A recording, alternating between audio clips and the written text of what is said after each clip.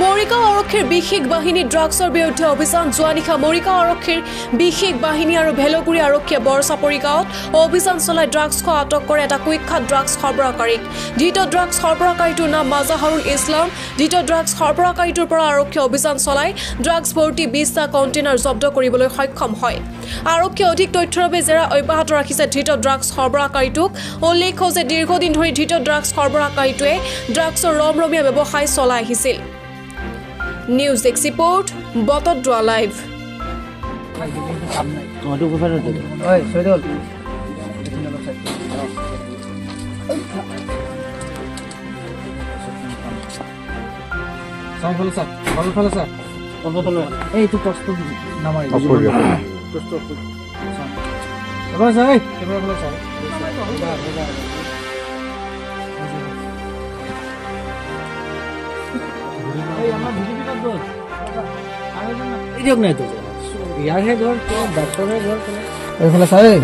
বাবু সৈদুল ফেচাক মাত